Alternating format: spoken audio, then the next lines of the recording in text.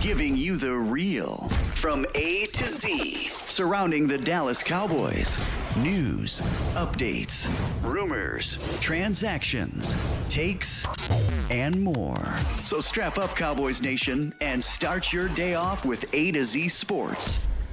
Live with Will Steele. 3, 2, 1. Here we go.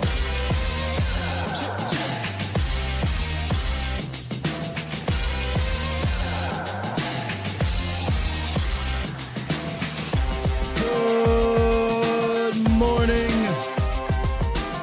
good people. Welcome to A to Z Sports Live. We are streaming live on YouTube, and of course, I am your host, Will Skywalker Steele. Boom!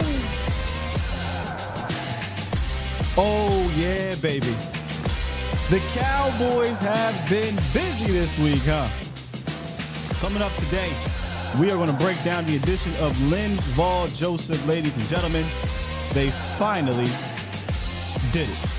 Also, we had the final Oxnard practice yesterday, so we're going to have our own insider, Patrick Nosey Walker, come through for a good 15 minutes or so to discuss his notes, give us some updates, and maybe what he's looking for coming up this Saturday in a final preseason game. What's good with your bomb squad? Bomb Squad! Hey, man, this thing's starting to shape up, ain't it? This thing is starting to shape up. You know, what I love about what's happening right now with Mike Zimmer at the helm is it took a while. It took a while, Cowboys Nation, but he's starting to get the guys that he absolutely needs to make this defense work at its best. Now, this doesn't necessarily mean the guys that have been brought in are going to play like their former selves in their younger years, but at the very least, he's getting some guys up in here. And one of the things we talked about right off the bat when he got hired was he liked them big boys, right? He liked the fat boys. Fat boys are back. Hey. And you know they can never be whacked. And he got two of them. He got two of them now, Cowboys Nation, and I am excited because not because I think Linval Joseph or Jordan Phillips are going to be, Pro Bowl guys, but just the mere fact that they took a step back, looked at the roster, not just took a step back, they actually were in the mix and seeing how all this was playing out in preseason and practice and realized this ain't going to work. This is not going to work. We need to get bigger up front. They've been talking about it for years. They drafted guys, cut them. But one thing about Mike Zimmer, say his name and he'll appear. I believe in Mike Zimmer, okay? This isn't a guy that's just going to sit back and say, you know what? Yeah, we can go ahead with the linebacker at or a safety at linebacker. We can go ahead and cut our big guys. We don't need them, man. We'll make it work. We're good here. Mike's not having that, man. Mike has juice with the Joneses. It took a while, right? It took a while, but I am on board with these additions. And Cowboys Nation, let's just take a step back real quick. If you go way back, let's say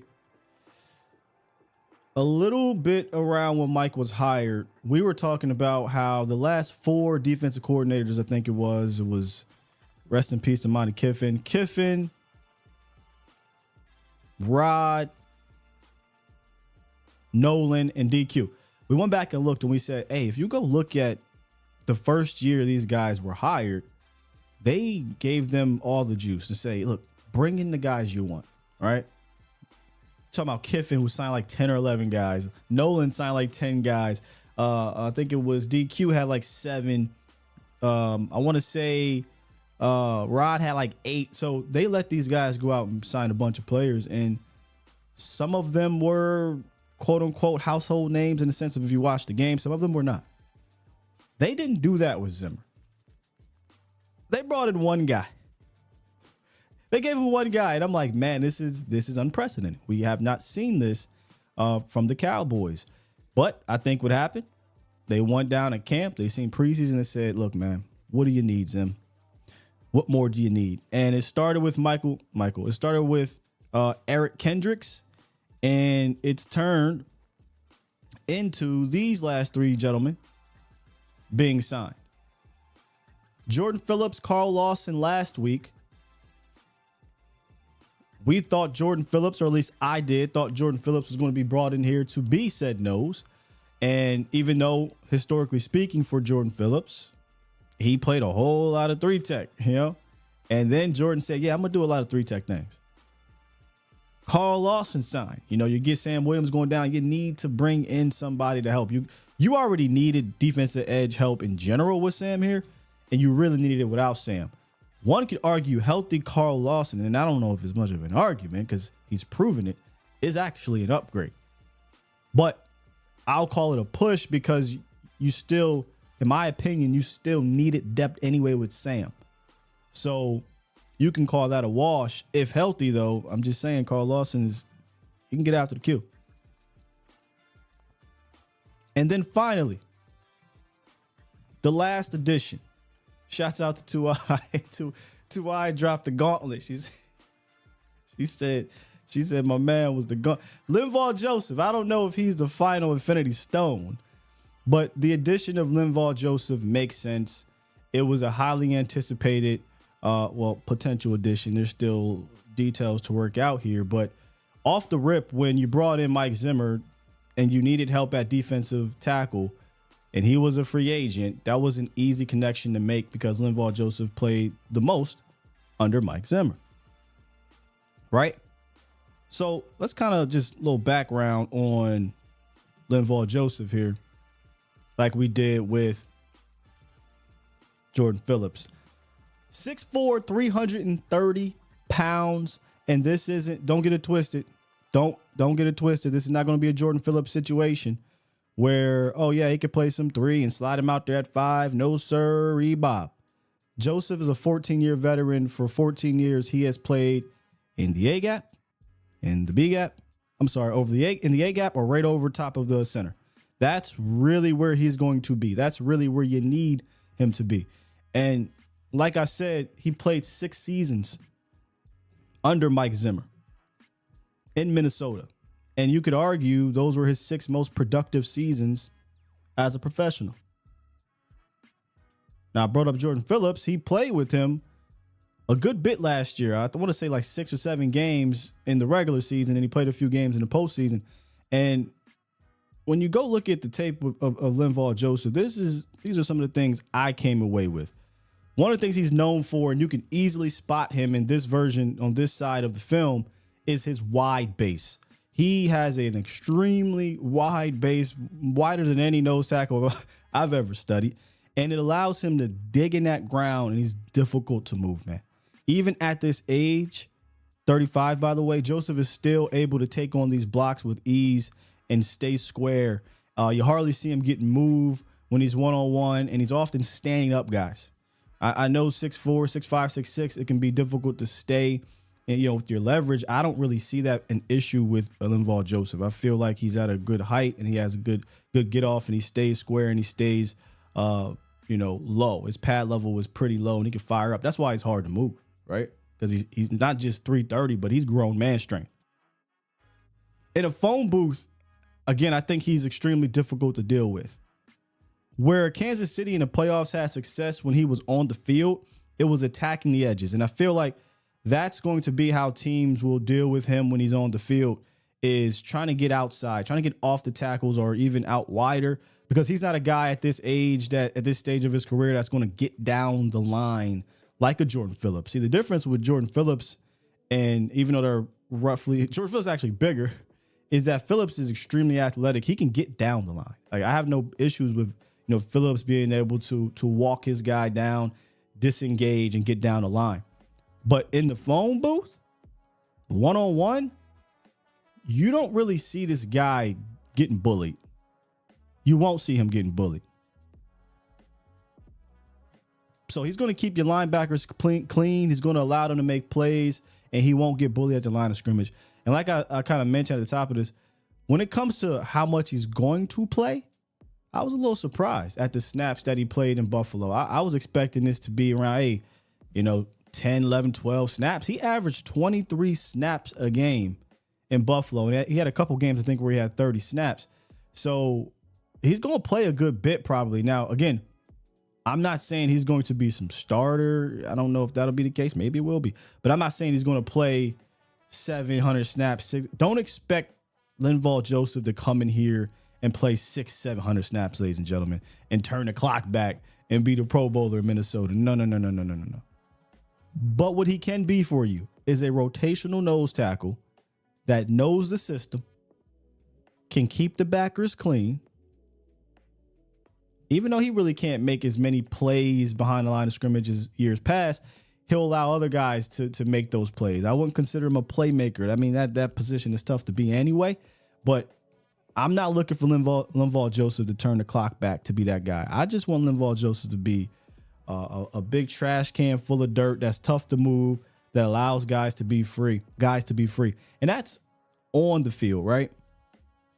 When you talk about in the locker room, Linval Joseph is going to be big, and really on the field, he's going to be big for a guy like Mozzie Smith, Justin Rogers. I was having this conversation with somebody in the comments. Shouts out to you. They asked a question, I can't remember what it was. It was something along the lines of somebody moving to one tech and it was Rogers. He was saying, could Rogers be the guy and things like that? And I'm like, hey, I think they need to bring in another nose. Hell, Zimmer said they need to bring in another nose, a veteran nose, and just allow Justin Rogers to grow into that and learn behind said veteran. Well, that goes for Mozzie too, to learn with Joseph. And what this is going to do is he's going to work in tandem with Mozzie Smith. I don't look at this as a situation where Mozzie Smith is just pushed off the depth chart or down the depth. I think they're going to give Mozzie every chance to work as the one tech and work with a Linval Joseph. And I think he needs that. I thought he needed a Hankins last year, but the issue was they played Hankins like a nose and Mozzie like a 3, and I didn't like that. But Mozzie still has a long ways to go. And I don't think this year putting it all on Mozzie Smith would have been smart. I still, obviously, these nose tackles, these defensive tackles, it's a process. It takes some years, right? So bringing in a Linval Joseph to kind of eat away at those snaps and work in tandem with Mozzie, I think that's the goal here. I think that's where they're trending towards. I know this was a question. I know Foots brought it up. We were talking about it in our chat. Is this a concern for Mozzie? Nah, I don't think this is a concern for Mozzie.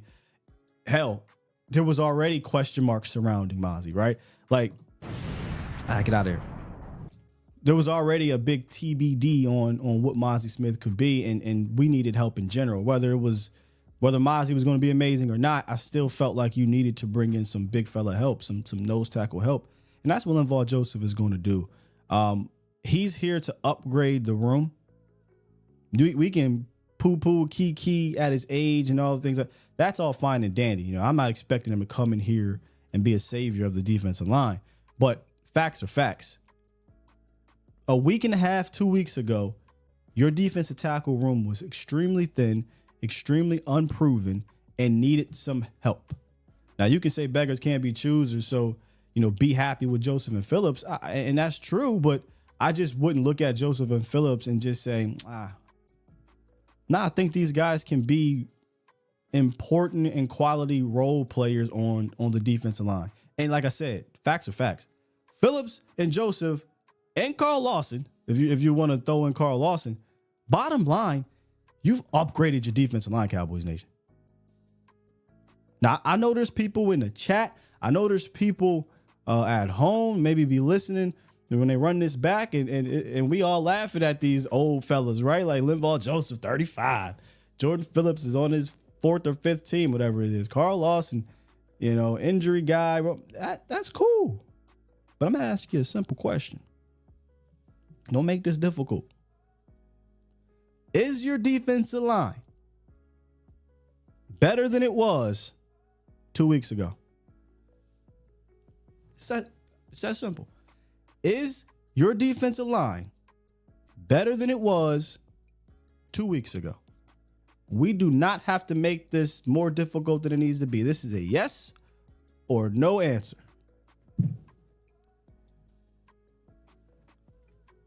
Yes or no answer?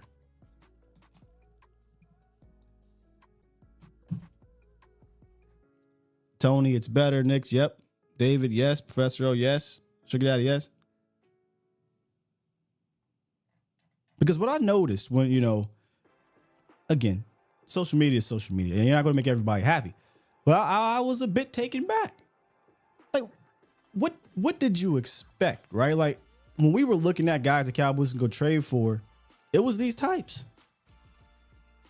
You weren't going to go trade for a Vita Vea. It wasn't happening. You're going to have to bring in a vested veteran who knew the system or who could adapt to the system and would help the depth in your defensive tackle room. I'd argue this guy will help better than one of those bottom of the barrel free agents that was out there that might have been 27 or something like that. So that's all you really are asking for is, hey, look, man, we're in August. We're dealing with the Joneses, right? Or Steven. We're not going to make some crazy move for Javon Hargrave. Can you tell Will McClay, and this was an easy one, but this was a layup. Hey, Will, I just need to get better here. Can you find me some guys? I think Will McClay did that. Will McClay did that. Ink said the tush push era is over. Man, bro, they seem to always get that though. You know what I mean? They seem to always make that happen. So, Jake Recruiter, dog. Cowboys, let's slow down. Now, this isn't all in. Your version of all in, yeah, I would love to know what that means. This is not all in, but this is an upgrade from 2 weeks ago, and that's all I can ask for, man.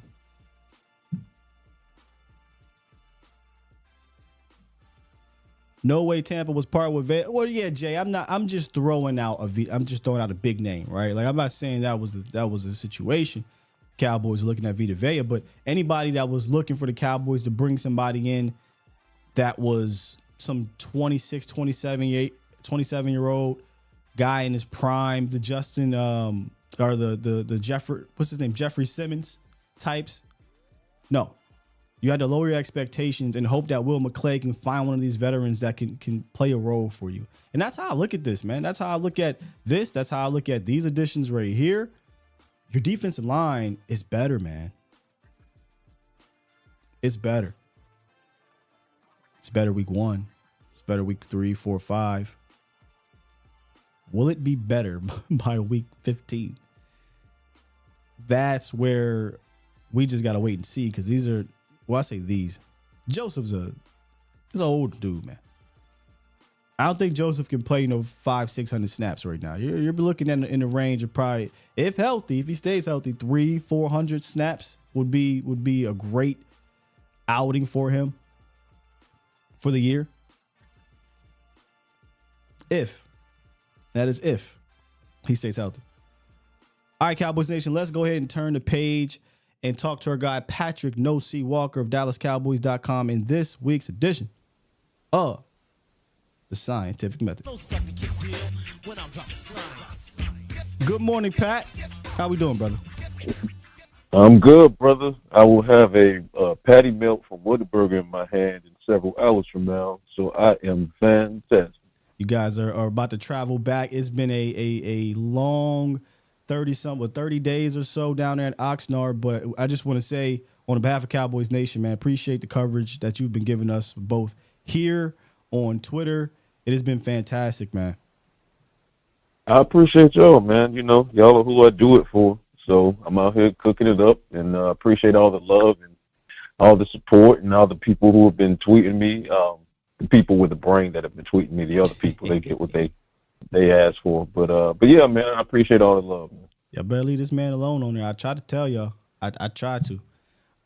Let's get some updates on the final Oxnard practice, which, look, it seemed like it was pretty heated down there. So I'll put a pin in that. I want to ask you about that here in a second. But I think the most important update all Cowboy fans want to know about is Tyler Guyton, who had left practice yesterday.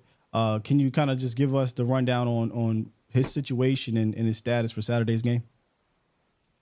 Yeah, it kind of caught me off guard in the aspect of I had just been watching him because no video was allowed during team drills yesterday. But during several team drills, I was watching him and he was moving just fine and nothing was off. And he came off the field to get some water, took his helmet off, and then then he kind of walked off to get evaluated, but he wasn't limping or anything. So, one or two things. Either they were checking for like cramps. In my mind at the time, I was speculating maybe he had a cramp, or, maybe the guy just had to use the bathroom. I mean, he's human. That happens.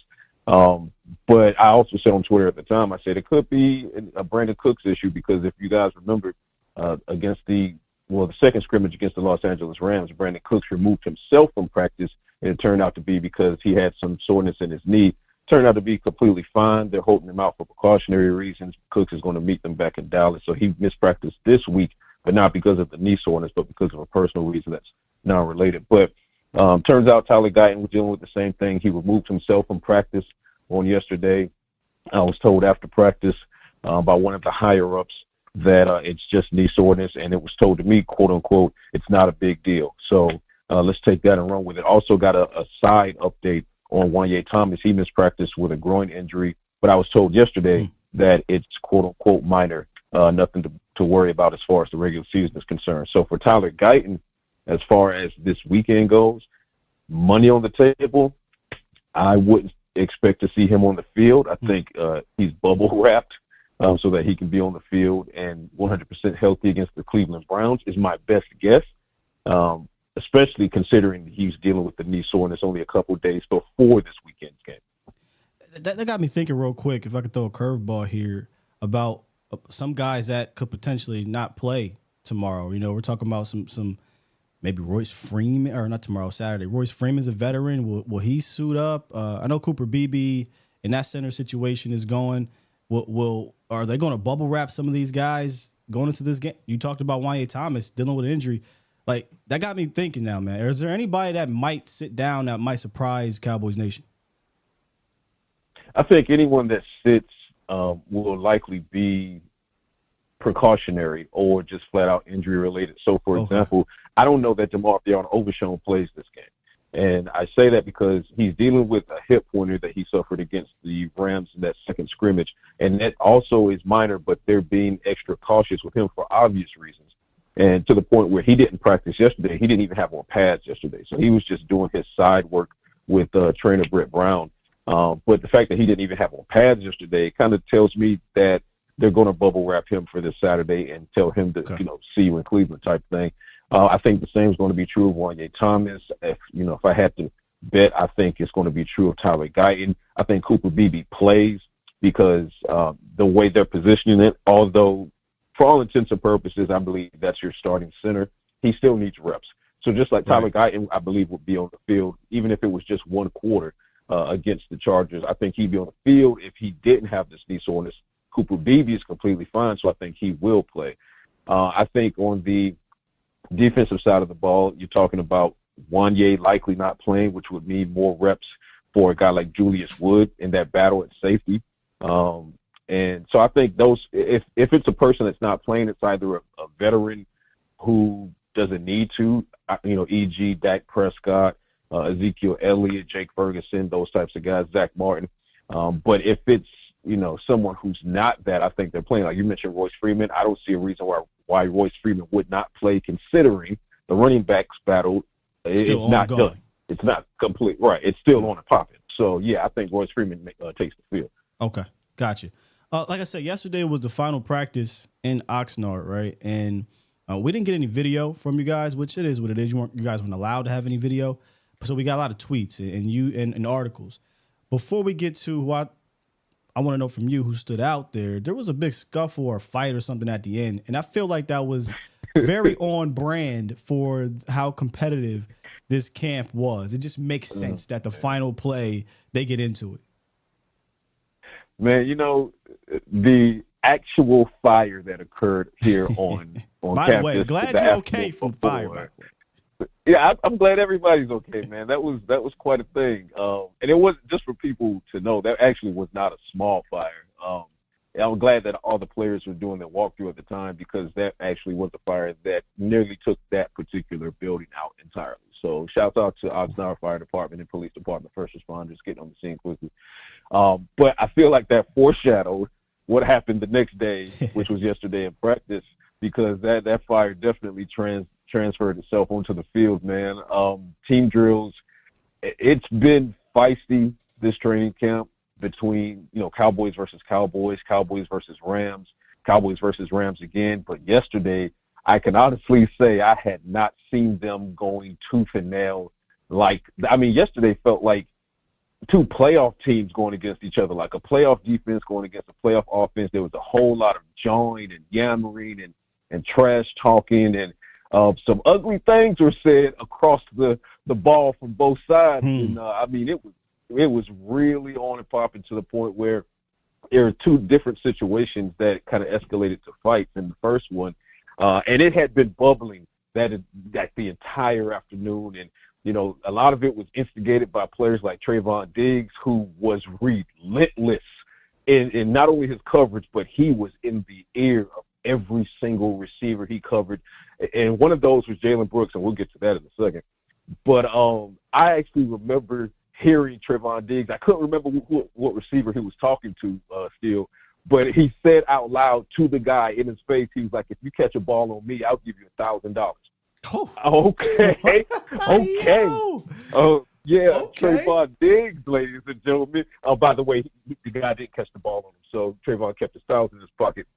But that's the kind of energy that was like permeating practice yesterday, and it got to the point where it popped off when Jake Ferguson, it was a red zone drill. Dak Prescott hits Jake Ferguson over the middle. He gets stopped at the 1-yard line, but in the process of getting stopped at the 1-yard line, he gives a stiff arm to Donovan Wilson. Dono pops up, gets in his face about it, shoving, things about to go crazy. Offensive players come to the aid of Jake. Defensive players come to the aid of Dono. Again, I'm telling you, this was like two different teams, not the same, not everybody on the same roster. Coaches run in. Al Harris runs in to break it up. Shoddy runs in to break it up, and that was part one. So about 3 plays later, red zone drill, go for the 1-yard line. They hand the ball off, and he stopped at the 1-yard line. I believe it was Royce. Got stopped at the 1-yard line, and then all of a sudden, the scrum at the 1-yard line from the tackle becomes a melee, and everybody just starts kind of rumbling on the ground. And again, coaches had to come in and break everything up, but they didn't stop practice. They just let it keep cooking. So thankfully, no other fights after that, but the intensity was still there. Trash talking ratcheted up even more so after that second rumble, and then it ended with Jalen Brooks for the only person, because Trayvon Diggs had so many reps and he won every single rep except the final one. Jalen Brooks put him in a blender. Red zone drill from, I would leave, the 17-yard line. Dak Prescott drops back, looks right, and I was standing right there with the back pylon on that right side, which was the left side of Dak Prescott. Jalen Brooks runs an inside-out route, and he ran it so nasty that Trayvon fell. Touchdown. Brooks turns around and spins the ball at Trayvon as he's getting up off the ground. Offense goes nuts, and that ends camp practice in Oxnard, the Cowboys. Absolute cinema. Wow. Yeah. Hey, I'm doing the Scorsese. Wow. Cinema. Hands up. Cinema. That's amazing, man. And you were bringing up Diggs, and I was just thinking about the Cowboys were missing that type of fire, that type of dog mentality. I think when Diggs went down, and of course the whole team was hurt when it happened. Hence week 3, everybody's heads weren't in the game. But in the postseason, you knew they missed that too as well. And just to have that back, that fire, man. Oh, and what a way to end practice. I wonder, let me know here, as we were hitting the 15-minute mark here shortly, there were a couple guys that stood out to you in this final practice that you wrote about. Brooks sounds like he was one of them. Can you elaborate a little bit more on Brooks and a couple other guys that stood out in this final practice? Yeah, Brooks got his plays off. A couple of the bigger catches that he had didn't have anything to do with Trayvon Diggs. They came with Trayvon Diggs not in coverage. For the most part, when Trayvon Diggs was in coverage, Brooks couldn't get anything going until he hit that walk-off, which was just fantastic. So I know some people were asking me, what does my wide receiver depth chart look like? And I continue to say I don't see how anyone can pencil in not pencil in Jalen Brooks on the wide receiver depth chart. I think Jalen Brooks has to make the 53. Has to make the 53. But outside of Brooks, we had Let's see, I'm going back through my. You brought Israel up Mukuamu. Wood. Yeah, Izzy Wood. Yeah. Israel Mukuamu, find a way to keep him on this roster. I know that you have 4 definitive safeties in Malik Hooker, Donovan Wilson, Marquise Bell, Wanye Thomas. Find a way to keep Israel Mukuamu. I don't know if that means you carry 5 safeties or if you treat him as a defensive back as far as allowing him to go between safety and like nickel or whatever the case may be. Figure it out, because Israel Mukuamu had a sequence yesterday that just absolutely floored me. Tyron Billy Johnson got him one time in the end zone with a catch, turned around, stood over him, pumped his muscles, and was talking all this trash. And Izzy popped up and literally said, "Okay, do it again." And the next 3 reps, no matter once was Billy Johnson, the other was, I believe, Cropper, and I can't remember who the third one was in that 4 rep sequence. But the next 3 reps in that 4 rep sequence were all pass breakups. Izzy talked trash the whole time, turned around after the 4th one and just stared at Al Harris. Al Harris walked up, gave him a high five, and said, "That's how you do it." Find a way to keep Mukuamu on the roster. Julius Wood, that young man is coming along very quickly. I don't know how you figure out how to keep Julius Wood and Israel Mukuamu. So Julius Wood is a practice squad lock for me, but you might have to risk him to waivers first. That's just the numbers game. But he's having a fantastic back end of camp. And then John Stevens Jr., who just continues to get targeted heavily, more and more heavily over the course of training camp practices from Dak Prescott. Not Trey Lance, or not just Trey Lance, not just Cooper Rush.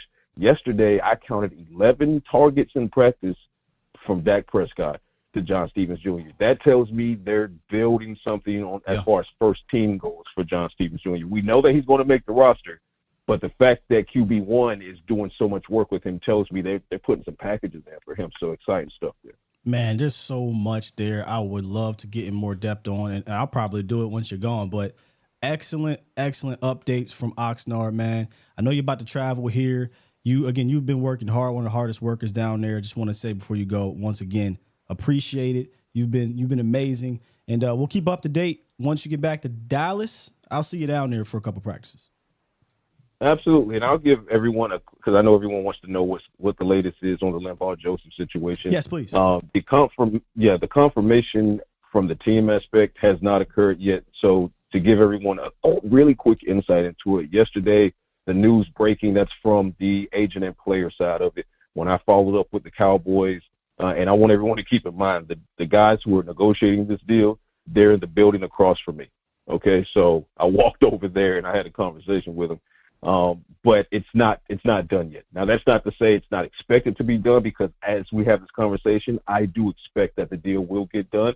But they're still working on a couple things contractually to get the deal done. And I'm actually going to speak with Mike McCarthy a little bit ahead of 10 o'clock Pacific time. So hopefully he can go ahead and confirm it for me. And if so, keep an eye on my Twitter at Voice of the Star, because I'll drop the confirmation there. But I'm working it, trying to get it done for y'all. I already know you're working at it, brother. We will definitely stay locked on your Twitter. And once this thing is confirmed, Cowboys Nation will obviously rejoice, because finally the Fat Boy are back. Oh, hey, better still, if they've been following the scientific method on every Friday, then they would know the first place they heard about the potential addition of Linval Joseph was right here. Yep. You know, so I'm not saying, but I'm saying. What he's saying. Stick with Steele and I, and we got you. We got you. Keep rocking with us, man. Hey, safe travels, Pat. Yes, sir. Talk to y'all soon. That was this week's version of the scientific method. Lots of science right there, man. Lots of science right there. Let me, if you guys will, let me go ahead and take a quick little break. I wrote some of these things down because we're going to talk about it. I want to talk about JSJ. I want to talk about Brooks. And I want to talk about this Izzy Woods safety cornerback thing. And I want to do it with y'all. Y'all can call in 351-999-3787. We'll get about 4 or 5 callers and we'll wrap. But one of the best scientific methods, the story that Pat told about the end of practice and Brooks and Diggs and just the fire. Oh my goodness, man. That's why you're the best. All right, y'all. Quick break. We'll be right back. You're listening to A to Z Sports. Do it live! At some point, hoping to broadcast In front of the millions. of Cowboys fans to bring you the real. But for now, strap up and here's your host, Skywalker Steele. I'm Luke Skywalker. I'm here to rescue you. We'll do it live. Man, that was good. I actually can't wait till the show's over so I can go back and listen to Pat telling that story, man. He's a beast with that pen. He's a beast with it. Let's kind of work backwards. I heard him talking about Israel Mukuamu, right? You heard him talking about Woods, right? What the hell do the Cowboys do right there? Talk to me, Cowboys Nation. I'll give y'all my opinions, but talk to me, Cowboys Nation, because Broadus brings up a very interesting conversation about Izzy, right? The whole he has position flex thing, but should that matter given you have enough safeties, right? And then you got Woods coming along. But where is Izzy making these plays? Maybe I should ask him that. Is this one-on-one? Is it corner? Is this safety? Where is he making those plays he spoke of in camp? Because if it's safety, it's like, hey, I got tons of those. If it's corner, now we're talking, right? Because I personally believe I'd like to have him on a boundary if he's going to be a corner. But what about Woods? Do you say, okay, Izzy's the veteran. If something were to truly happen, I feel more confident in Izzy? Or do you say, I don't want to risk this young buck Woods because he has potential to be something? So where do you go? So I'm seeing trade Izzy. I'm seeing go with Izzy all day. Soto would risk putting both of them on the practice squad. I don't know, man. I don't know. Now, we do this every year. Every year there is, hey, this guy won't make it. That guy won't make it. And sometimes it works out. Sometimes it doesn't. The guy last year, he's not going to make it, was Isaiah Land. It does feel like Woods could be a potential guy like that. But the safety position in today's game feels devalued a little bit. It feels devalued. But this week is going to go a long way. Now, I know we laugh a little bit about preseason week 3 because a lot of these guys are going to be cut off the team. But for some of these players, Woods, Izzy, the Croppers of the world, like they're going to have a big game to make this roster. Now, speaking of Cropper and the wide receiver position, Jalen Brooks, I don't think this was ever a discussion of him being cut. I always thought, he was part of that top 5. Lamb, Cooks, Tolbert is your 3, Turpin, Brooks. Those were stamped to me. Stamped. They're on his team. But I wonder if they're still thinking about having some packages for the guy, because we're looking at Jalen Brooks working a lot with Dak and working on that deep ball. But obviously, Jalen Tolbert is in not even just a pole position of wide receiver 3. He has that on lock. He's the wide receiver 3. He's the one that's been doing a whole lot, going everywhere, deep, short, intermediate, and working with the starters with CeeDee Lamb out of here. But I really stopped looking at it as Jalen, Tolbert, and Brooks. I think Jalen has stamped his case to be 3. And I think Brooks has stamped his case to be on this roster, which then leads me to the last spot. I still think they carry 6. I don't think they were ever cutting Ryan Flournoy, a 6th-round pick with that type of upside and athleticism. But I think we're getting close to this thing being over for 6 with Flournoy and Cropper. That was a discussion, it felt like to me, when Flournoy was out with the injury. It felt like it was easy for him to just say, hey, we'll put you on IR, start the season in your red shirt. But he came back, and he came back with a vengeance. Wasn't a great first game, but since then, he's did enough for Mike McCarthy to come out and give him high praise and talk about his blocking, talk about special teams. And it does sound like it's all about over for that situation, which means Jalen Cropper is really fighting to make it a conversation again. And then obviously fighting to be practice squad. I don't think it's much of a fight. If you can get him on a practice squad, that's a dub. That's a dub. And he also brought up John Stevens Jr. Y'all know what I said a couple days ago. I think John Stevens Jr. is your tight end too. But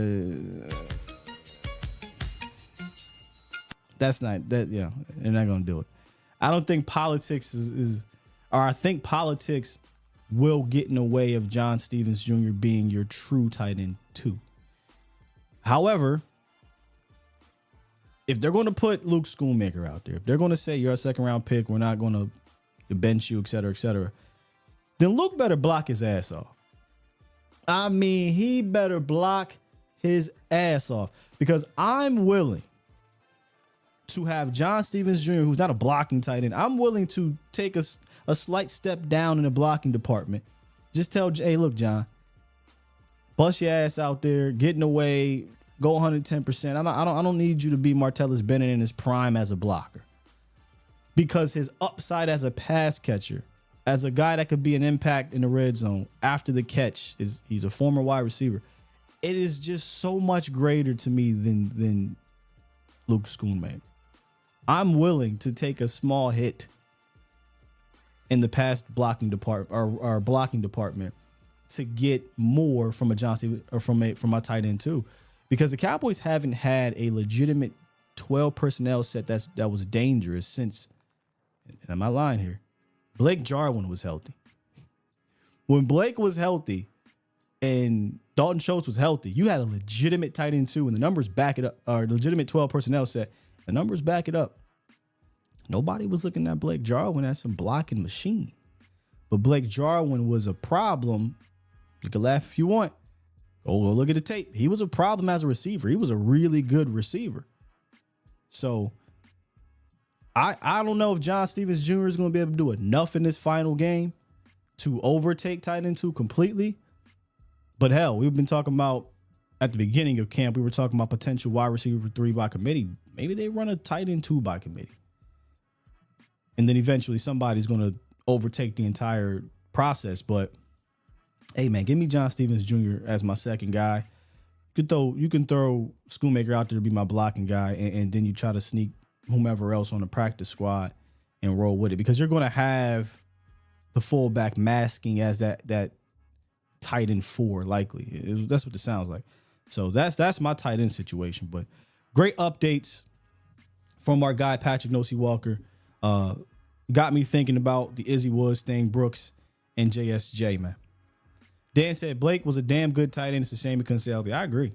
I thought Blake Jarwin had some high potential to be a really solid tight end for a long time. He just couldn't stay healthy. I think he was our best receiving tight end when he was here. Once, who was it? Witten left, but he just could not stay. I mean, they gave him a contract for a reason. Injuries just completely killed his career, and then Dalton Schultz took advantage of it. So shouts out to Schultz. All right, we got 4. Let's talk to y'all. Before we get to that, Marv P said, how long you think Luke can be healthy? Well, I don't like to put a clock on anybody's, health unless your name is Tyron Smith, because that was an easy one. But man, he's been injury prone, brother. He's been injury prone. Okay, let's get to Twan from Connecticut. What's good with you, Twan? I see you back. Sky, what's good, baby? I see you back. How you feeling after the camp and preseason and the new additions? What's up? You know me, and I really appreciate that, Scott. Yeah. I ain't gonna say I'm rooting for them, but I'm happy in the direction they're going in. Fair enough. I'm not even gonna lie to you. Fair enough. Because it's like, now you're getting the fatties back in the room. You're getting what we need. Dak looks great. But what I called for, honestly, I hate how I'm hating on Zeke. And I know this is not the topic, but I don't like it, Sky. I'm not even going to lie. I feel like as a Cowboy coach, it's kind of like a we hate Zeke or get Zeke out of here campaign. Am I wrong? I think there is a half of the fan base, and sometimes when I hear the word hate, I don't think that's appropriate, but maybe it's appropriate here. I mean, I don't know. Y'all let me know. The people that are not for Zeke being here, I don't know if it's hate. For me, when they signed Zeke, I thought they could have signed someone else or drafted someone else. I will completely admit that. Like I wasn't out here clamoring to re-sign Zeke. But the fact that they did sign Zeke, I had to say, okay, well, what role can he play? And to me, it's obvious. Yeah. So I think he serves a purpose, but then they wouldn't sign Royce Freeman. And I'm like, all right, that is kind of redundant. So now I had to rethink, and I had to say, okay, now what are we trying to do here? Like, what is the game plan here? And if they keep Royce, and if they keep Zeke, and if they keep Rico Dowdle, and they don't keep Deuce, then obviously the plan is they just want to be a power run team. You probably won't see a whole lot of outside running. You're just going to see them just try to hammer teams down and be a power run team. I am of the ilk that if you're going to have a true running back by committee, it needs to have a guy that can kind of be lightning of that committee, can give you some juice. That's how I would build my running back by committee. So I get the angst of having Zeke around, especially given that his career trajectory is going down. He's a 28-year-old running back that has over 2,000 carries. Like, there's legitimate concerns, with putting all your chips into a guy like Zeke if they do it. If they don't, and Zeke is just part of a three-headed attack, then I'm all for it. But if they think Zeke is going to go out here and get 225, 250 touches, I don't like it, Twan. Then yeah, you can call me a Zeke hater. But I think it's a matter of how do you use Zeke. If you use him in a committee approach, whatever. If you use him as RB1 or what have you, then I got issues with it. Me personally, I feel like Zeke can give you anywhere between a nice 600 and 750 yards, rushing yards, with at least 6 to 8 touchdowns, and I feel like that's suitable for Zeke. Two things. In my opinion. Two things, Twan. Go ahead. The yards don't matter. The yards have not mattered for Zeke for a while now. I mean, he rushed for 1,000 yards barely in 2021, and that didn't mean nothing, right? For me, it's about two things. Well, three if you want to go the pass blocking department, but the touchdowns matter, right? That's huge. If Zeke can give me, you got 12 touchdowns a few years ago. That's what I cared about. The yards didn't mean nothing because he wasn't those. He had like two or three good games in that sense, but touchdowns matter to me for Zeke, and yards per carry / yards after contact matter for Zeke.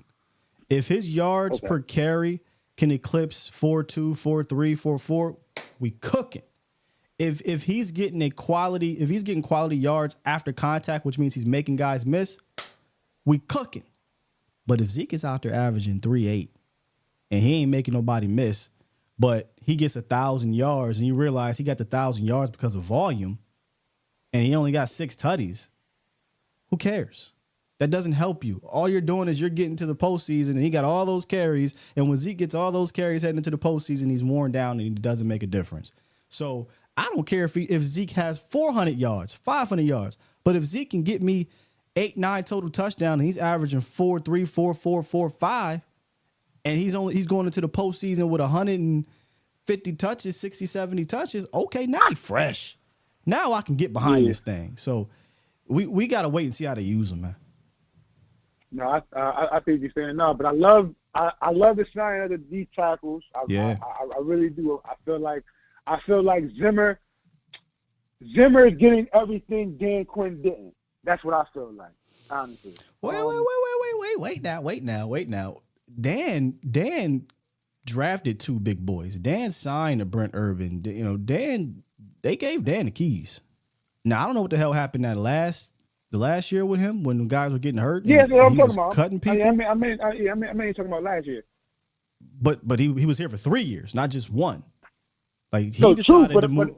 He decided to move on from the 2 big boys, and the linebacker situation. I'm going to pin that on the front office. I feel like there's no way Dan thought that was. Although he did say that Bruh could play linebacker his rookie year, but I'll give it an even 50-50, half Dan, half front office. But they gave Dan the keys.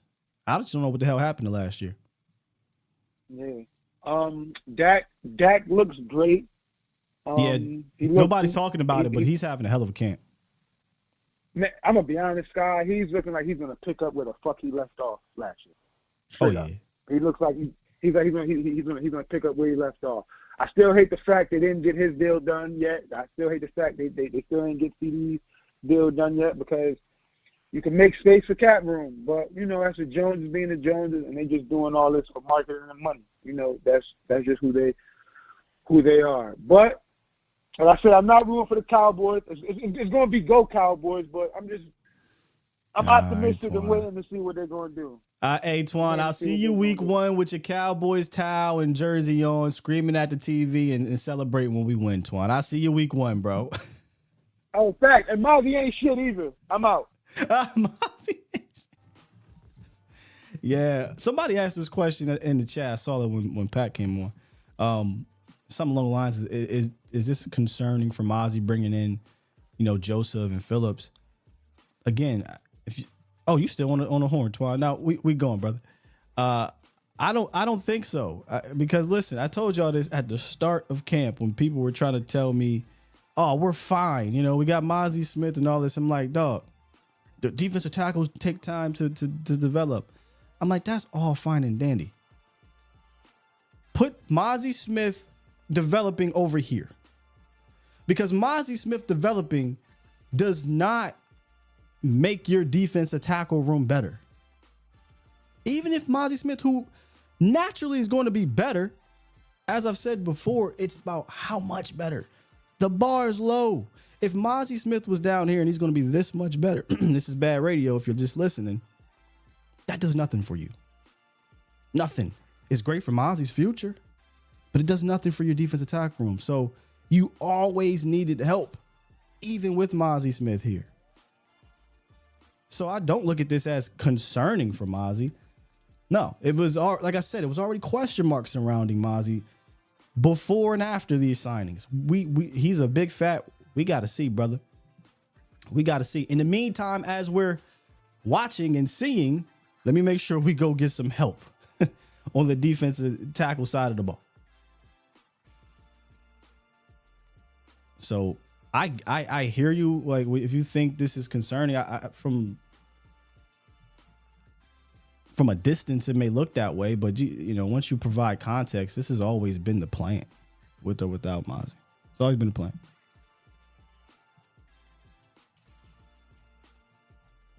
Now, this Zeke situation, I ain't gonna go back to the chat, but am I making sense to y'all about this whole thing?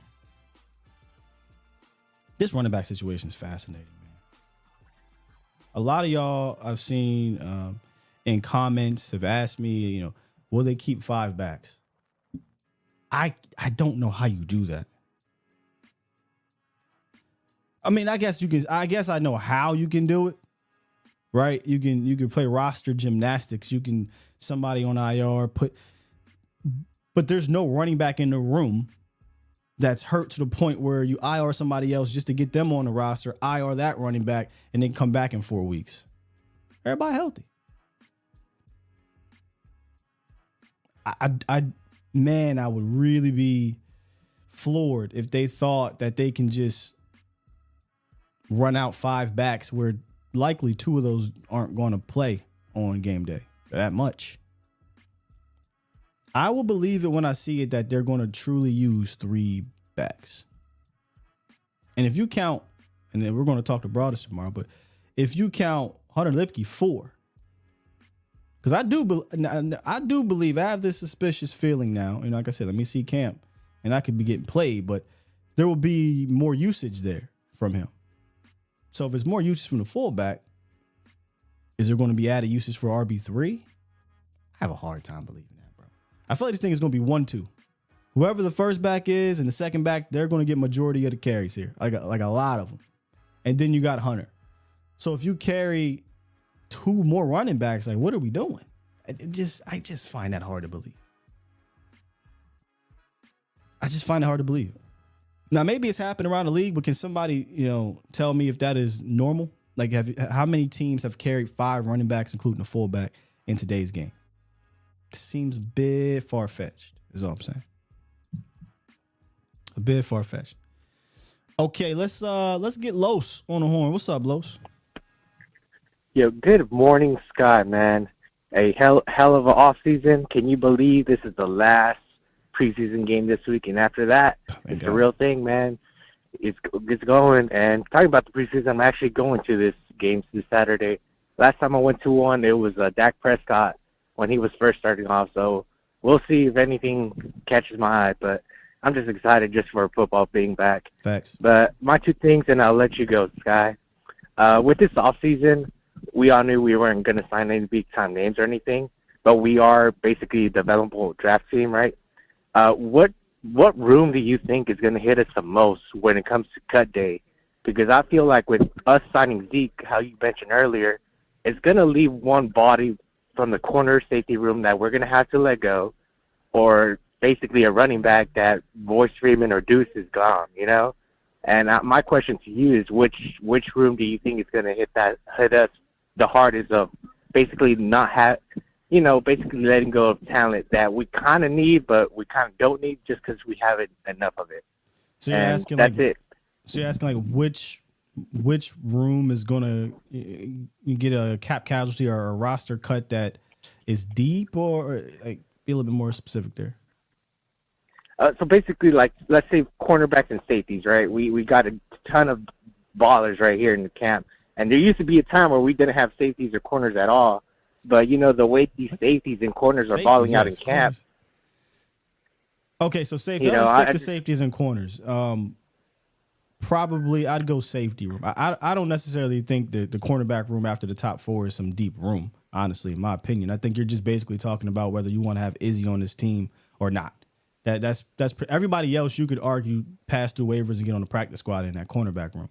But the safety room I think is a different story. I think you're legitimately 5 deep there that you would love to have on this team, but they're not going to have 5 safeties. I think somebody's getting the axe, and it's probably going to be Woods if they're talking about just strictly safeties. I don't think you're cutting Bell, you ain't cutting Wanye, and then you got 2 starters. So I will say you'll probably lose a guy in a safety room that you're going to be like, damn, and you hope you get past waivers. Yeah, and that's the thing, because, you know, we are going to let go of some people that have talent. You know, it's not the best thing, but, hey, that's what the 53-man roster is for. The last preseason game is, you know, make your last impression and hopefully you can make this team. And my last question for you, Sky, is not on the topic of today, but it is kind of intriguing to me, is about the quarterback situation with the Cowboys.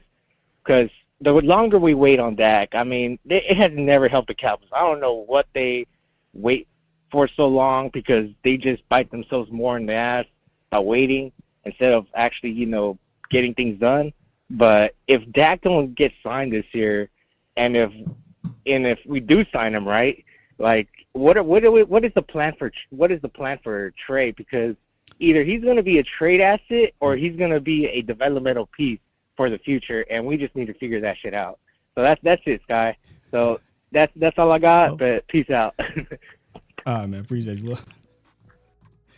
I was going to ask for a little more detail on that question too. Lowe's be hitting me with some questions, man. So the question: do we sign Dak or not sign Dak? I think that drastically affects Trey Lance. All right. So what is the plan? If you sign Dak, then Trey's gone after this year, probably. If you don't sign Dak, well, then it all depends. It truly all depends if they like what they see in the draft. If they like, because if they don't sign Dak, I have a hard time. But they'll be able to negotiate from February to March. But I have a hard time believing he's coming back. So then it comes down to: do you like the quarterback room or the quarterbacks in the draft? Do you want to keep rolling with Trey for 2025 and just go back in the 2026 draft? I don't view Trey Lance as the future. One way or another, even if he is a startable quarterback, right? So you say, okay, we'll go through 2025 and he shows there's some signs there. Well, guess what? And you got to pay him. Now you're back into that same, we're paying the quarterback and we're going to blame paying the quarterback on. So y'all know how I feel. Let's just draft a quarterback. I don't want any excuses if you're not going to bring back Dak. Now, if they sign Dak, I mean, this trade thing is over. It's over. Like, you allow Trey to move on, or unless you want to re-sign him to a 2-3 year deal to be a backup here for a long time. But if I was Trey Lance, I would not do that. I would go somewhere where I can play, because he needs to play, flat out. He needs to play. And while it's so weird, the situation here, off the field, it's a really good spot to be, because Mike McCarthy's going to work with you. He's teaching, Mike McCarthy's quarterback camp is legit. He's teaching him West Coast principles, footwork. He's working on his mechanics and things like that. And trust me, there's still a very long way to go for him to be anybody's franchise quarterback, let alone a starter. But getting all that work behind the scenes is good for him.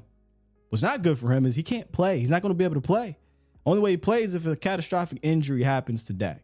So what are you going to do? Resign if Dak is here? I would not do that if I was Trey Lance. I would go somewhere where I can play because he needs to play. Flat out, the dude needs to play.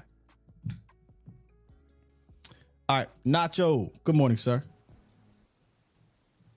Hey, Sky, how you doing, my man? Been a minute. Yes, sir.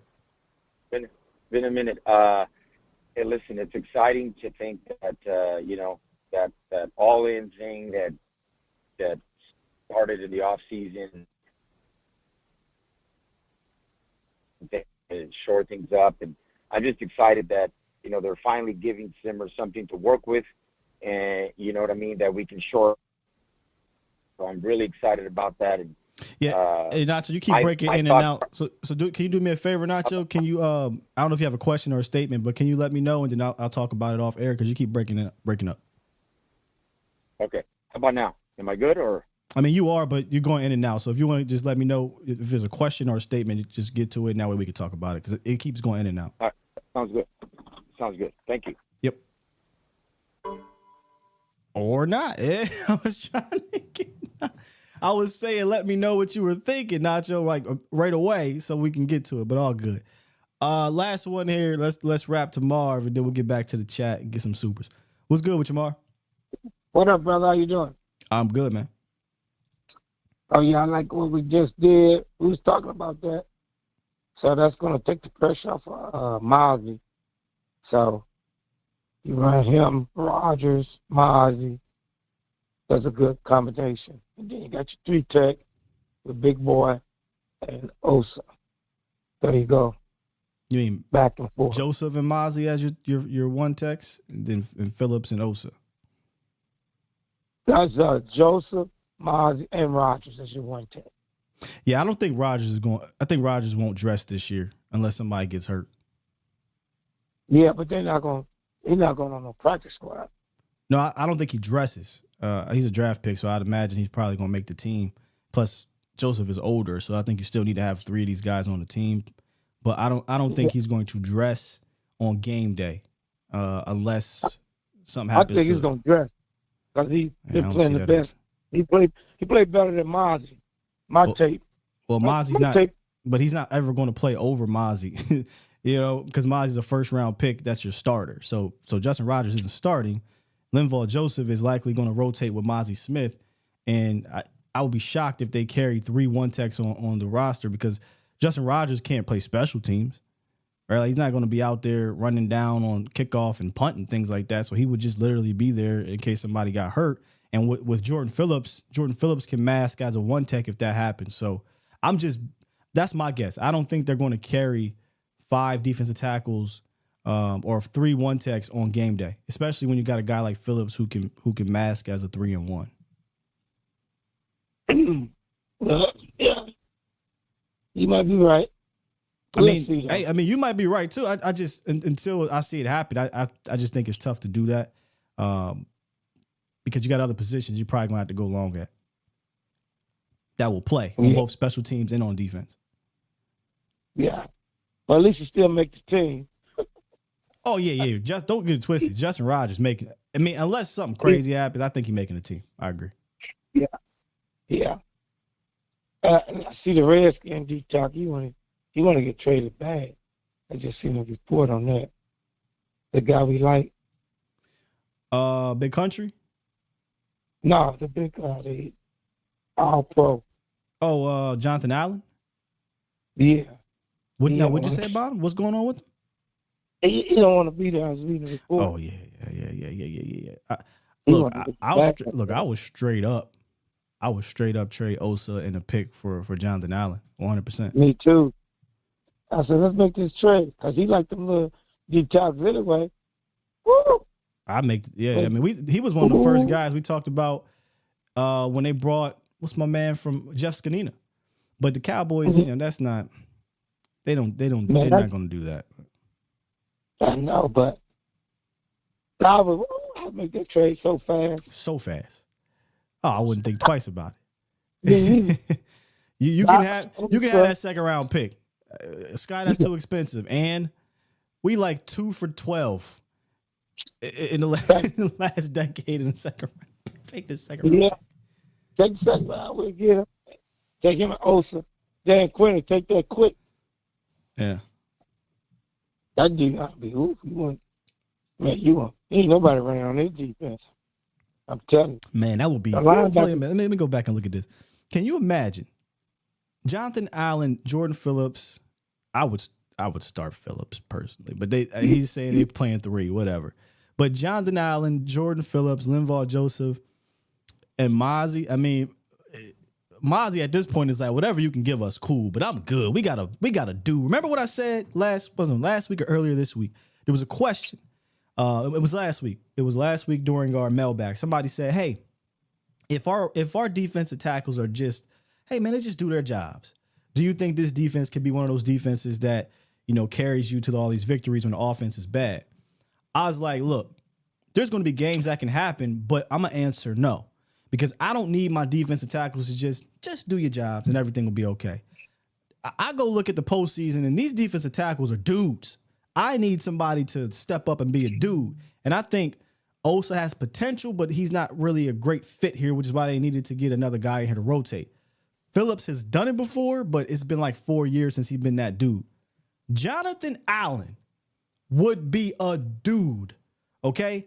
That in that interior could wreck games week in, week out. And when you get to the postseason, he's a guy you got to worry about. Not a guy that you say, let's just run outside. If we pass it and Linval's out there, we're good to go. No, Jonathan Allen will wreck your game if he's got that type of help and he's got guys behind him and the coordinator, the coverage. God. It's worth it to me. You can have this too. You can take Osa. Let's boogie. Oh my God, that defense be so hard to run on and pass on. That'll be a dream come true. Fam, you get me hype. It ain't gonna happen, but just the fantasy book, Jonathan Allen being here would be. Now you want to talk about infinity stones to you want to talk about adding that last piece to the gauntlet. Jonathan Allen would be that piece to me. Oh my God, Michael Parsons be turning flips. He was like, oh my God, I got in front of me. Parsons be doing what now? I said Michael Parsons be turning flips, going crazy. Oh boy. Jonathan Allen in front with all them big boys. God, you worried me right there for a second, bro. I thought you said. Oh my God. I thought you said Michael Parsons is turning tricks. I'm like, hold on, wait a minute now. No. I said he'd be happy. I know you at the club, but you probably be seeing all the pimps. But come on, dog. Yeah. No. Yeah. Michael, not just Micah, the linebackers, the safeties. Like there'll be lanes to that'll be opened up to make plays, man. I know. When you and Voss going back together again? Keep your ears and eyes open for that. But you talking about just in general or like long term? Yeah, like I used to do. Oh yeah. We working on something, man. We got something we working on. Just gotta be a little bit patient. But I'm trying to probably next week. I don't know if Vach is in here, but I thought he said turn the trick. But next week, I'm gonna try to see if I can get him up in here and we can do like a roster prediction. That'll be fun. Vach the man now, both of y'all. Come on, man. Y'all the ball. Vach been the man, big dog. Y'all supposed to been hanging. Hey, look, man. We got our wheels spinning. We trying to figure out how to make this, this thing a real legitimate thing that we can do. Not just gotta do one day a week. Pick a day. Oh yeah. That's easy money. But we trying to do more than that. We trying to be in the studio. And again, patience, right? Just patience. That's all I'm gonna say. There you go. Yeah, shouts out to bro in the building. Yes, sir. Vach in the building. Yes, sir. You got some words? You got some words for Brother Vach? Vach, what's up? I'm coming on your show one day, brother, to jam you up.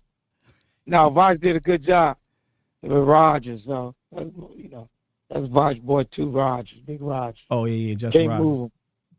Can't move big trash can. That's what we was looking for. We getting our wish, Cowboy Nation. Can't complain. We just gotta get 88 in the team. Get 88 Facts. in the camp. Facts. That's it. Hey, good stuff, Marv. Appreciate you, big You dog. too, bro. Salute. My brother Marv don't have an enclosing in his body. I've been trying to give him the pockets to be like, hey man, thanks. Mm-mm. If you don't enclose on Marv, this will turn into the Maserati Marv morning show. Hey, that's crazy. Maserati Marv morning show. Don't get no ideas, Marv. If you take that name, I need 10%. I need 10%. Hey, brother L. Studio #Studio 2024/2025 is a thing, bro. It's officially a thing, but the slash is real. That's all I'm saying. Am I the only one that thought Marv said he was turning tricks? Let me go back up here. I had to have it. Yeah, Marv work with pimps, man. I know he do. You know how Judge is it Judge Brown, Judge Mathis be like, I know a crackhead when I see a crackhead. I know a pimp when I see a pimp, when I hear a pimp. I think Marv had a fraudulent. I think he said what he said. I'm just saying, I had to run it back. I don't got the instant replay like Vach, but I gotta run that back. Thank you, Toxic. I heard that too, dog. Man, Micah, get turning. What? Don't be getting Micah in trouble now. You know they already hate him. All right, let's get to some super chats as we get up out of here. Somebody asked to turn on. I'm looking at my phone right now. We getting these ads. Look, y'all, I don't control that. This is YouTube, man. YouTube greedy.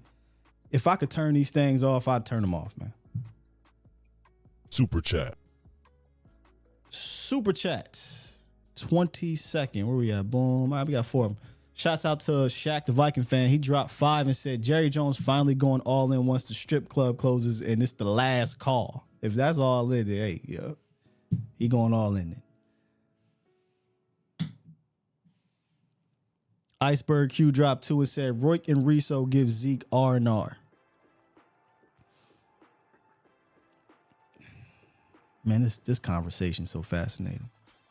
I don't want a running back on my team that needs R&R. Iceberg. Is that contradicting? Because I know I said I don't want Zeke to be overused, but I also don't want them to be like, we're saving you for the playoffs. Okay, he ain't like that now. He ain't like that. He need to play and he needs to be productive. I just don't think he needs to be overly used. So if you mean by R&R, he's like a part of the committee, cool. But if you mean like, I sit this one out today, Zeke. It's a waste. King Art dropped 5. Super chat. Wrong button. He said, I still don't understand why we weren't happy with Schultz/Hernandez. Mozzie/Schoolmaker were overreacted and no true running back drafted. So King Art, you might have been like driving when you posted this. I still don't understand why we weren't happy with Schultz/Hernandez. Who's Hernandez? Mozzie School were overreacted. You mean like overdrafted? And no true running back drafted. Nah, yeah, that last part. Yeah. I can't quite understand your super, but I appreciate it. Just let me know who Hernandez is. And I hope you ain't talking about Aaron Hernandez. Mike Brown dropped 5. Super chat. Mike said they need to trade a safety or one of the QBs. They're not going to trade a QB, but I am on board if they can flip one of the safeties. If they can flip one of the safeties, I'm on board with it. But who? Who am I getting? Who am I getting? If I'm just getting another Jag, nah, man. I told y'all, yeah. I'm keeping these young bucks. If I'm getting a legitimate person that's going to play and be impactful, let's do it. Oh, Hendershot. I think that's who he meant. Okay. I still don't understand. Wait. No, that doesn't make sense either. Schultz and Hendershot. never was a thing. You know, Hendershot was a rookie and it was Ferg. So yeah, I still don't get what King Art's talking about, bro. I don't get it. Yeah, I don't know if it's Aaron Hernandez or who he's talking about.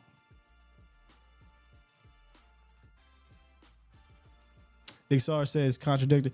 It might be. It might be. I don't want to back that's an R&R. So maybe that's me saying if this how they gonna roll with Zeke, then get him up out of here. But I want him to be useful, Big Sarge. That's kind of what I'm at. If he's gonna be on this roster, he's gonna dress.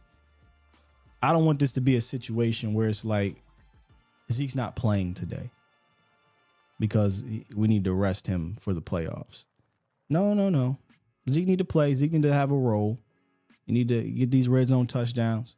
You know, if he's going to be the guy that starts the game, then damn it, be productive in doing it. But please don't run him in the ground is all. Maybe we saying the same thing. Drummer Cam, it's been a minute, bro. Hope all is well, man. He said, is there a free agent running back who could get, not yet, in my opinion. Is there a team out there you could trade Wilson and end up with a back? Wilson, my starter. Not Wilson. I think he a baller, but if I'm trading Wilson, man, I need to be getting me a dude at back. I need to get me a dude, man. I don't think you need to trade Wilson though to get a back that complements the room. Because we're not looking for an RB1, right? We're not looking. That ain't happening. Your chance to do that was in the draft, and teams are probably moving off of RB3s, RB4s on their team. And I think you can get a guy that has a specific trait to complement the room without giving up Wilson. If I was going to trade Wilson, I don't even know if it would be for a back. I think it would have been for a defensive tackle. You know, now that room is starting to get a little thick, pause if necessary. But that's where, you know, if I'm moving off of safety, I was probably looking for a defensive tackle. Maybe an edge at one point because you didn't have Carl Lawson. I know running back's the easy answer, but moving on from Wilson for running back is a bit different than moving on from Woods. You know what I mean?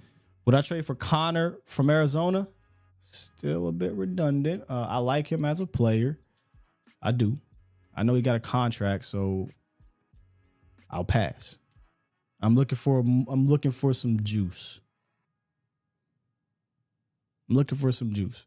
I know Abaconda is one of the guys, right? I don't know who's out there that's available that can give you that. That'll get cut. I know Cooks I think Cooks to me, Cooks and Rico are very similar. They're slashers.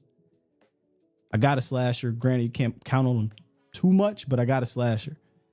Just give me some juice, man. Connor over Herbert. I like Herbert. I like Connor. This is no knock. I'm a fan of Connor. Now, if you say, all right, we're going to trade for Connor, and Connor's going to be the RB1. Now, he's getting majority of the carries, and we spelling Rico with him. Conversation may change a little bit. But if it's, hey, we're going to we're doing a committee. We're doing a legitimate duo approach where no back is getting more than 200 carries. I don't know about that. But let's investigate. This is interesting. Just want to see his contract. You always got to see what they're making. Oh, shit.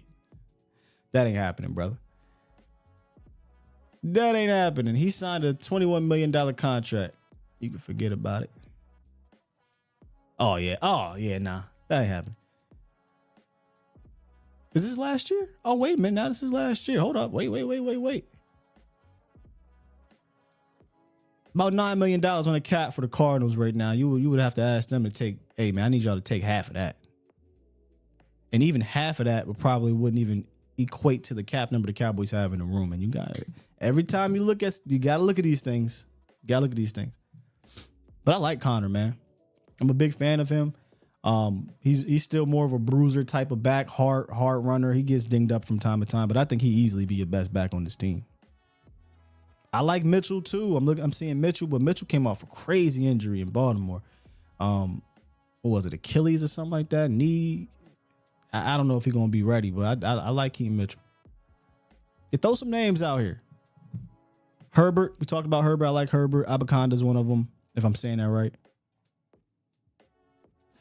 Dearness Johnson is a juice guy. Is he still with? Wasn't this cat with like the Browns for a little bit?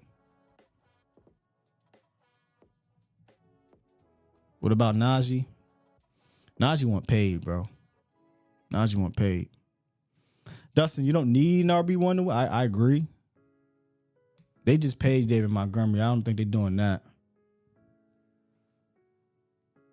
This could have been a whole show. We could do this running back names. Yeah, I'm not really seeing too many crazy names right now. I mean, I'm not Will McClay where he got the whole list of the whole, league and he can dive in.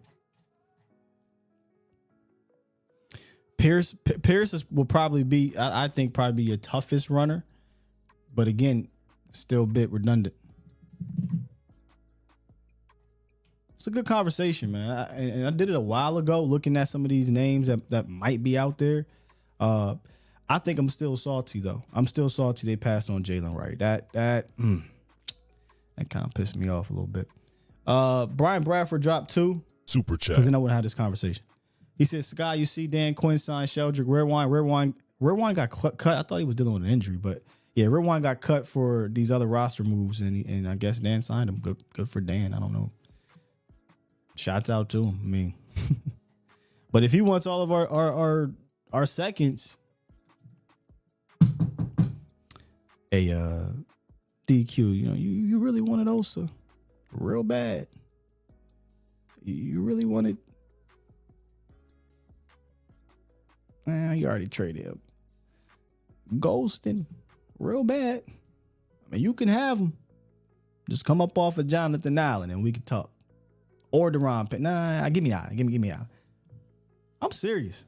I'd pick up that phone and ask about it. Camo said he's salty about Braylon Allen. Yeah, Braylon Allen. You could have Benson if you wanted, although you'd have to get him, I think, in a second. I think.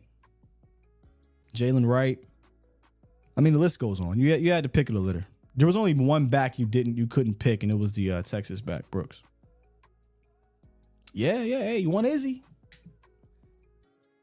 Izzy, Osa, second or third round pick. Who says no?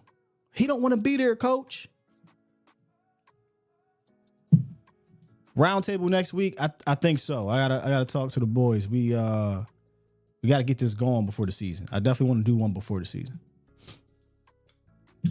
All right, I think that's it. Let me do one more refresh.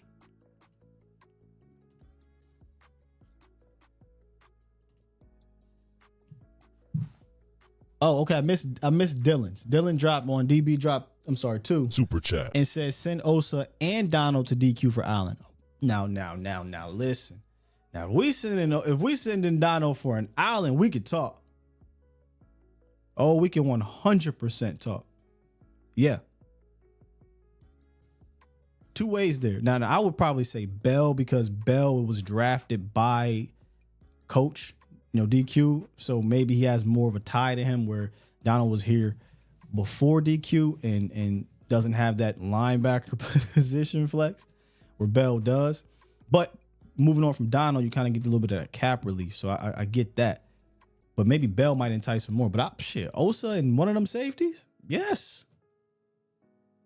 Man, hey, Pat, somebody pass this along to Will McClay, man.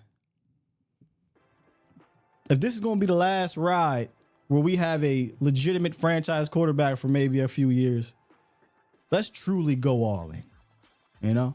It's late. We done folded our hands. You know what I'm saying?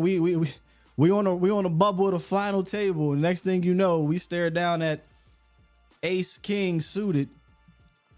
We waiting for the nuts. Pause if necessary, but if you play poker, there shouldn't even be a pause. And now we say all in. Go get me Jonathan Allen. And we smack 2 pair on the flop. Let's go. Come on, man. You make that move.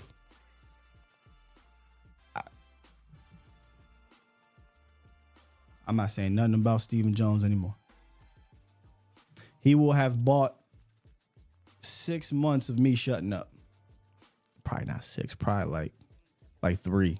Trade deadline, we'll see. But I'm shutting up. That would be That would be such a great move that the Cowboys, they just haven't made that type of move. And look, I know this is going to sound crazy, probably since Herschel. The Cowboys don't trade good players. They don't. We did this whole breakdown, bro. They have not recouped, outside of draft day, they have not recouped anything more than a 5th round pick since 1995. And the only reason why I can't go back further because I couldn't find the research past that. I couldn't find it. Whether they traded a pick, whether they traded a player, they have not recouped anything more than a 5th round. That's because they don't trade players. They when they do, they trade, let's be real, they trade bums, or they trade guys that are bottom of the roster that they don't have patience for, and they end up being nice. And then the guy they got in return don't play. So they don't know how to dance in this game, man. So if they were to make this type of trade, it'd be the best player for player move since the Herschel trade. Just keep it a bean.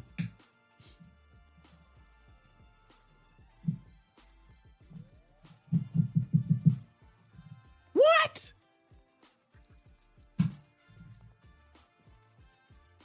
I was about to end the show, but we in overtime. I'm chilling. Please elaborate. Where you go? Nah, don't get out of there. No, come back. Come on back. 10 watt. Allen doesn't move the needle? Do you know who we talking about? Before I go in on you, do you know who we talking about when we say Jonathan Allen?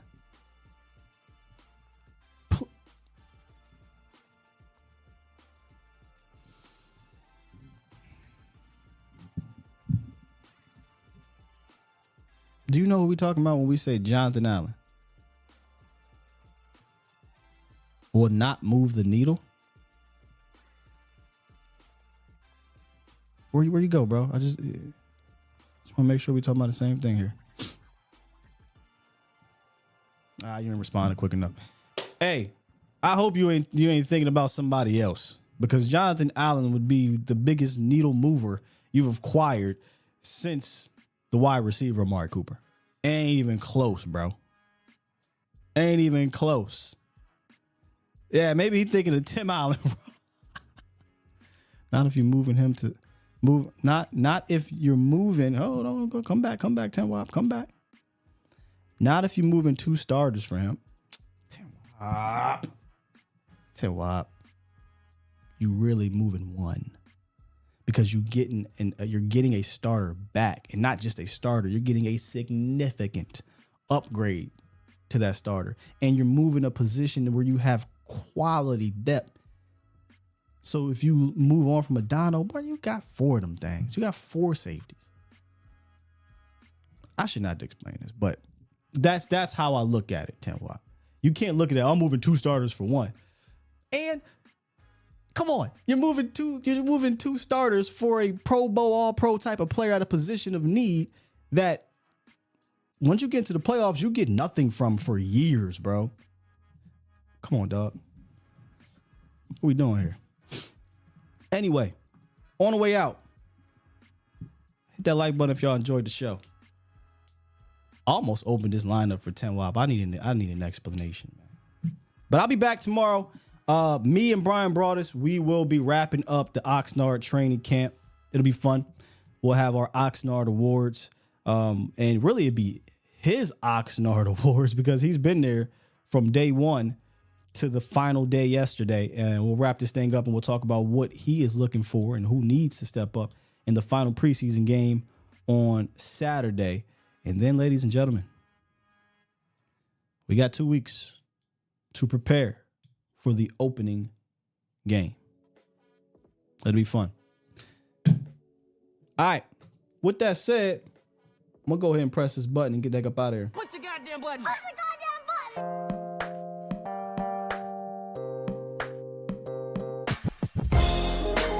Okay, you feel that? All right, cool. We on the same page then, Tim. Sometimes you just I gotta explain it a little better.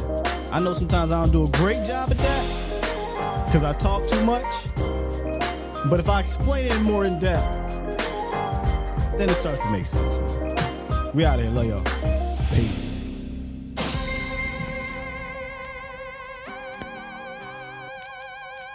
What is your question, Luis? Let me see if I can find it before we leave. See, the problem when you're a one-man show, you can't get all the. I look over, you know what I mean? I can't get everybody. Let's see. Whose offensive front do we really need to destroy and can't get beat? Hey, Luis, you just gonna have to lock in week to week. We break down everything, every opponent, O-line, D-line, all of it. I got you, bro.